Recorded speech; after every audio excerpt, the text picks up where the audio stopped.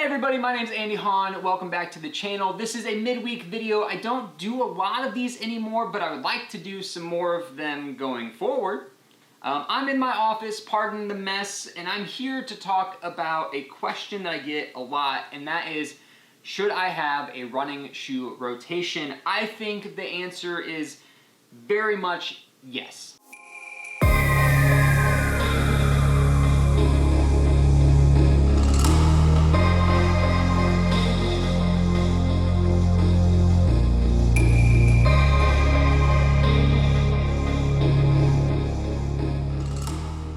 Let's start with the downside, and in my opinion there's really only one downside, and that is price.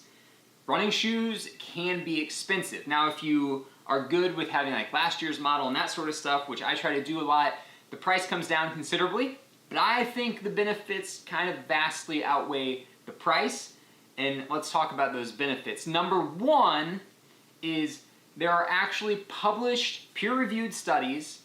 For example, there's one from 2015 that was published in the Scandinavian Journal of Medicine and Science and Sports. Lead research was a Laurent Maliceau. I completely butchered that, I'm sure of it. My apologies. But anyways, this study tracked 264 participants across a 22-week trial period, and they found that people who have, I think the term they used is parallel usage of shoes, aka a running shoe rotation, were almost 40% less likely to get injured. I think it was actually like 39% is what the regression models kicked out. But anyway, I don't pretend to be a statistician, or, big important disclaimer here, I'm not a medical expert, I'm not a physical therapist, I'm not any of those things. I'm just a guy who runs a lot, likes to read a lot and learn about what I'm doing, and in my opinion, there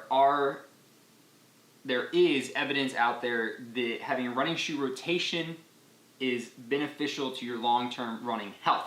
Now, I don't understand all of it, but the gist of it, as I understand it, is that when you run in a certain type of shoe, say the Asics Novablast 2, it puts your foot through the gait cycle in a certain way, and so your body kind of gets locked into one stream of biomechanics, and that stream works out certain muscles more than other muscles, and the neglected muscles, both your foot, your ankle, your hip, your knee, all the way up the kinetic chain, can cause weakness, which can then lead to injury. So by having multiple different types of shoes, your foot, your leg, your body gets put through the slightly different gait cycles, right? It might even feel the same to you, but my understanding is they are working different muscles. And so by working different muscles, they all get worked out, and it reduces the chance of injury. The second reason why I am a big proponent of running shoe rotations is because you will get, or you should get, more out of your shoes if you rotate them. There are some industry insiders who have talked about how these foams that are incredible, right? Like P-backs, like what are in both of these two shoes, I think, if I remember correctly, are basically space foam, right? They're used by NASA, they're used in space programs, in airplanes, all that sort of stuff. Incredible. And they have amazing benefits to runners, but as you run, right, you're compressing the shoe every time it hits the ground. The foam bounces back, but for it to bounce back fully, to the full extent that it will bounce back, you need about 24 hours. So, if you're running every single day, there's a good chance that you're not hitting that 24 hours. And I should say at least 24 hours is what you need. So if you're not hitting that 24 hours, the foam's not completely recovering, which means it's going to degrade faster. It means you're going to get less cushion, support, propulsion, whatever you're looking for out of your foam than you would if you rotate between shoes. Number three, there are a lot of fantastic shoes on the market, and if you just have one pair and you stick to one pair and that's all you ever use, you don't get to experience them, right? And who knows, you might think that you love a pair of shoes, and it turns out that there's something else that's much better, right? And you're never going to know that if you just kind of get locked into one pair of shoes. This, aspect is the one that's most closely tied to the detriment, right?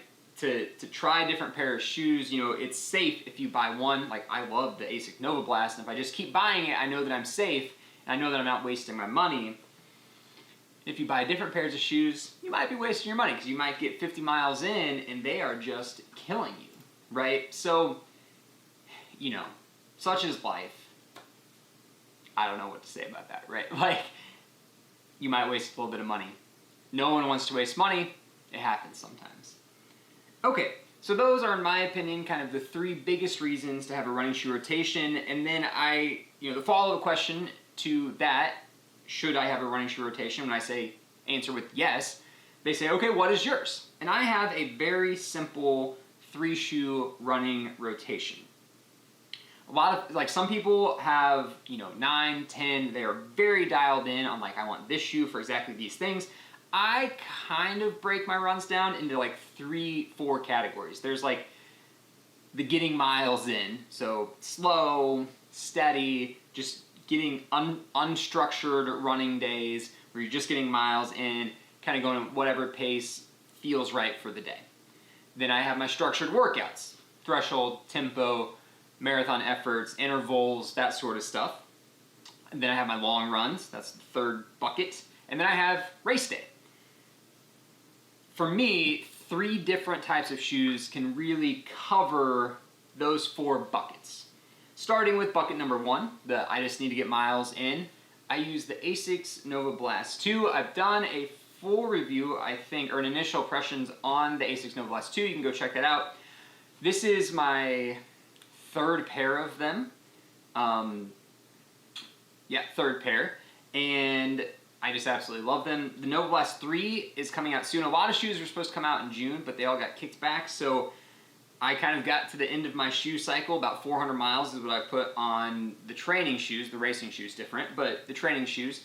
And I got to the end of the cycle and I needed new shoes. And the new versions weren't out yet, so I went with the current versions. Anyway, this is typical, I think it's called TPA foam.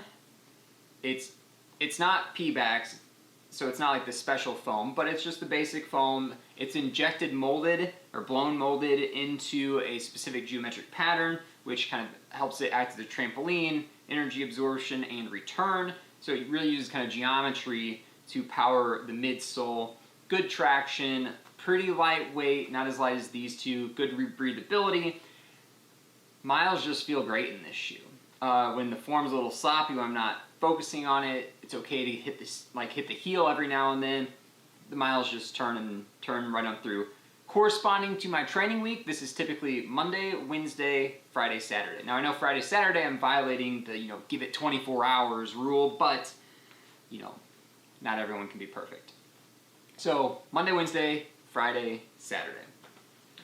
Tuesday, Thursday, Sunday, the Saucony Endorphin Speed 2. This is my 4th pair of the Endorphin Speed 2. Absolutely love this shoe.